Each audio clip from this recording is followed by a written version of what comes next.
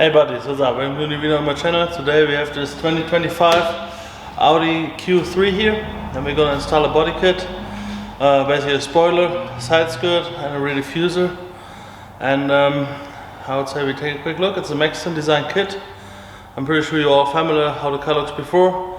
Yeah, we're gonna install the kit and then we take a look about it, and I tell you how it was to install it. So we drilled little pilot holes, and then we drilled bigger holes in here. And instead of using original hardware where you have to hold the washer and stuff behind there, we just, you know, make sure there's nothing behind there, drill little bigger holes, and then we're using, basically, we use these so they go in there, pop them down, and they're in there, so you can just hold on and off your part as you want without removing the bottom section and holding stuff behind there. And that's the more professional, more clean solution there. The front splitter is installed, so we got the screws in there, and then one here, one there.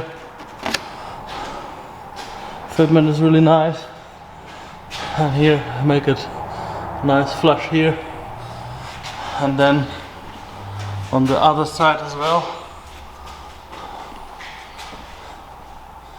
Yeah, that's how it looks like. We're gonna see how it looks like on the floor, but now we're gonna do the back first. Alright, so that's the new diffuser, and it sits in here like this, kinda. The problem is I did not know how to really mount it, because the hardware they give you is just crap. Anyway, so I decided to drill some holes on the outside. They're in here already, these three holes here, 1, 2, 3, and they are going to be visible from behind the car. I hope not too much. Instead of the silver screws, we're going to use black screws, so it should not be that eye-catching. But yeah, that's pretty much it. And then, yeah, these three right here, one here, here, here, and here. So that's basically all that's holding in there.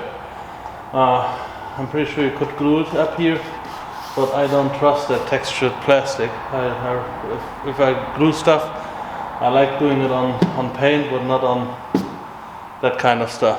Alright, so I'm gonna drill these holes, and then we're gonna take a look how it looks after we install it. Alright, so the rear diffuser is installed too. So I got a screw here, this. It's not flimsy at all, so it can be staying like that. Then we got the 3 screws in the middle there, and from behind you cannot even see them. I choose black ones so they blend in nice. That is the ones from the original hardware. You know, just making sure it's nice and flush on the sides. And up here, it's a really nice fitment. But yeah, that's basically how it looks in the rear. Side skirts are installed as well. I didn't make an installation video about it because it was all the way down there, but yeah, flush in the back and the front. Yeah, on a Q3 you cannot really see them unless you go like that.